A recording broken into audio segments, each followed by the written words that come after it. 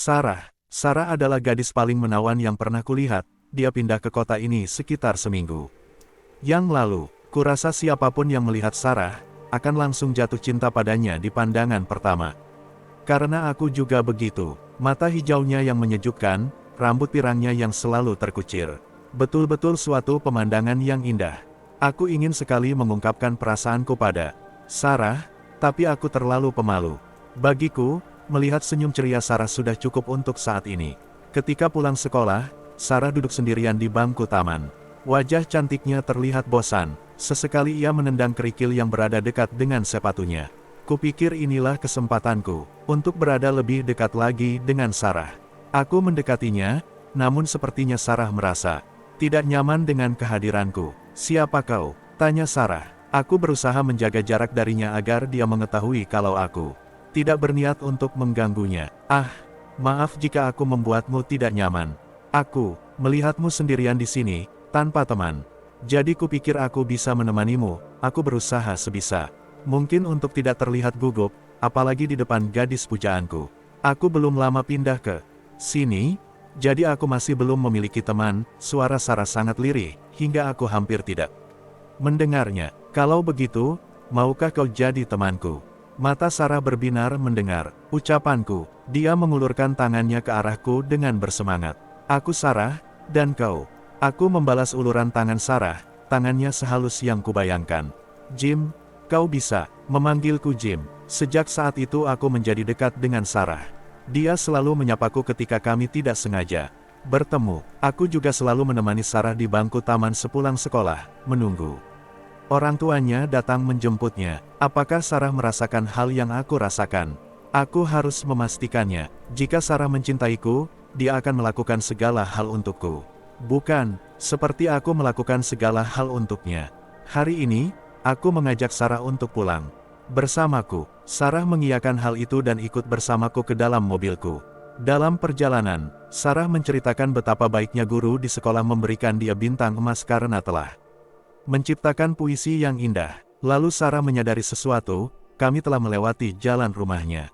Meski Sarah sudah berulang kali mengatakan kalau kami melewati jalan yang seharusnya kami lalui, aku tidak begitu mempedulikannya. "Kita akan pergi kemana, Mer?" Jim, gadis berusia 9 tahun itu mulai ketakutan, mata hijaunya berkaca. Aku tersenyum dan mengusap kepalanya. Meskipun ia sedikit menjauh. "Kita pergi ke tempat di mana kita akan bersama selamanya." Sarahku. Escape the room. Aku selalu suka memecahkan teka-teki.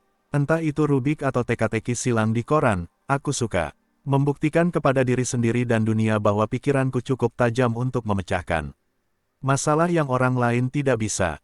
Aku pun sampai pada kesempatan untuk mencoba permainan Escape the room. Konsepnya cukup sederhana. Kamu akan terkunci di sebuah ruangan dengan beberapa teman. Kau harus memecahkan banyak teka-teki dalam jangka waktu tertentu untuk melarikan diri dari ruangan tersebut. Sesuatu seperti ini terdengar seperti jenis tantangan yang membangkitkan gairahku, jadi tentu saja aku mengajak beberapa temanku untuk bermain bersama.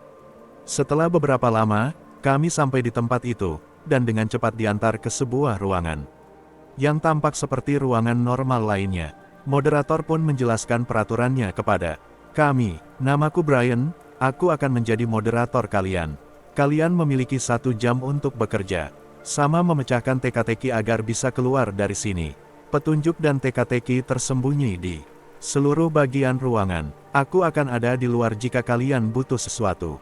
Ada pertanyaan. Semua orang menggelengkan kepala mereka, bersemangat untuk memulai. Kami memulai dengan melakukan hal-hal besar. Beberapa temanku menemukan kunci di bawah kursi, yang membuka panel yang ada di dinding. Kami menemukan teka-teki, kamu menjawabku, tetapi aku tidak pernah mengajukan pertanyaan kepadamu, apakah aku? Aku langsung melihat di bawah telepon, dan menemukan secarik kertas dengan angka di atasnya untuk kunci kombinasi di laci. Aku dan teman-temanku menyelesaikan teka-tekinya dengan sangat mudah. Ini seperti permainan anak-anak, sampai kami mencapai kunci terakhir, yaitu untuk pintu keluar. Ayolah teman-teman, kita hanya memiliki 15 menit tersisa. Aku berlari ke tiap sudut ruangan, untuk menyisir setiap petunjuk yang mungkin aku lewatkan. Tidak ada petunjuk lagi. Aku melihat ke semua petunjuk yang kami temukan, dan semuanya tidak ada yang membantu. 5 menit lagi. Aku mulai panik, aku harus memecahkan teka-teki ini. 5 detik tersisa. Aku tertegun, aku sangat pandai teka-teki. Aku yakin, aku tidak melewatkan apa-apa. Waktu pun bergulir ke angka 0. Oke, Brian, kau menang. Bisakah kamu memberitahu apa yang kami lewatkan, Brian? Kami menggedor pintu, tidak ada jawaban. Kami menunggu beberapa detik, dan mengetuk lagi, masih tidak ada jawaban, yang ada hanya keheningan. Aku memeriksa ponselku, teman-temanku mulai panik, lalu melihatku. Ayolah, kau, yang terbaik di teka-teki dari kita semua, bantu kita menemukan jalan keluar. Kami memilih diam di dalam ruangan selama beberapa jam. Tidak ada yang terjadi. Kami mencoba menendang pintu, tapi pintu itu bergeming. Teman-temanku mulai berteriak, kemudian menangis, menyadari bahwa kami tidak akan bisa keluar. Akhirnya, rasa lapar dan haus membungkam teriakan mereka. Aku membelai rambut temanku yang terbaring sekarat. Sedikit yang mereka tahu, aku membayar Brian untuk mengunci kami di sini. Siapa sih yang ingin bunuh diri sendirian? Unlucky robot, saat masih kanak-kanak, aku sangat sial dalam urusan pertemanan. Bukan karena alasan pada umumnya, aku terlalu berbeda dengan anak-anak lain di lingkunganku, aku terlalu aneh, atau apapun itu. Bukan karena hal semacam itu, bukan. Sebenarnya aku cukup normal, hingga saat malam Halloween itu yang benar-benar mengubah peruntunganku. Aku membuat kostum kotak yang dilapisi kertas timah untuk perayaan malam itu. Pada bagian depan, ku tempel lampu yang berkedip-kedip dan beberapa kancing sebagai hiasan. Pada bagian samping aku membuat 2 lubang untuk tangan, yang kupasangi pipa karet besar dan elastis. Dengan saringan dari logam yang menutupi bagian wajah dan pistol laser mainan, aku benar-benar nampak seperti robot gagah nan garang. Ibu memotretku beberapa kali, dan kemudian mengikuti aku yang menyusuri jalan-jalan untuk menjalankan tradisi Halloween pada umumnya. Segalanya berjalan lancar sampai kemudian, saat kami sampai di rumah Tuan Conel. Seperti kami, Tuan Conel juga pendatang baru di kota. Sosoknya hingga kini masih kuingat. Sebagai orang yang terlalu tua untuk umurnya, mengingat dia baru memasuki awal parubaya. Dia pastilah orang yang kaya, sebab dia menyediakan begitu banyak permen batangan berukuran besar. Kabar segera tersiar, rumahnya menjadi tujuan utama bagi semua anak. Saat aku sampai dan mengucapkan mantra Halloween, dia mengulurkan permen itu, namun dia nampak tak terlalu gembira akan hal itu. Untuk ukuran orang yang memberikan permen begitu besar, dia terlihat terlalu muram, seolah Halloween hanyalah sumber masalah baginya. Namun, saat aku melepas saringan untuk mengucapkan terima kasih, dia nyaris membelalak padaku. Aku masih ingat saat itu dia terlihat menganga untuk beberapa saat, namun kemudian, wajahnya kembali normal dan bibirnya melengkungkan senyuman lebar. Sama-sama, katanya, dia pastilah mematikan lampu teras begitu kami pergi, sebab ibu menyadari bahwa pria itu membuntuti kami. Dia memang menjaga jarak, namun jelas sekali terlihat dia bersembunyi di balik pepohonan, semak, maupun pagar. Kesabaran ibu akhirnya habis juga.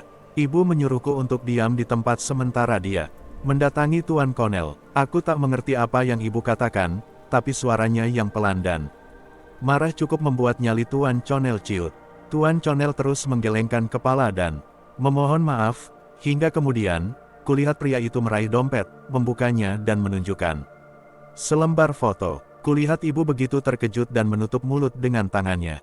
Kemudian, ibu meraih tangan Tuan Conel dan mengangguk. Pria itu kemudian menghampiriku dan berlutut di sebelahku. Aku masih ingat betapa sedih dan perihnya senyum yang menghiasi wajah tuanya itu. Kau benar-benar mirip putraku, katanya. Dia menjejalkan batang coklat lainnya ke tanganku dan membisikkan sesuatu.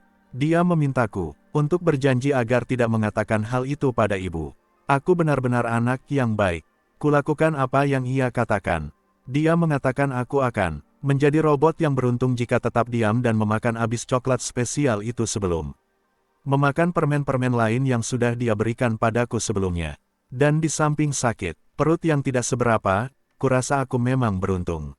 Namun, setelah malam itu, dalam pertemanan aku tidak terlalu beruntung. Sebab, setelah malam itu, tidak banyak anak-anak tersisa di lingkungan yang kutinggali.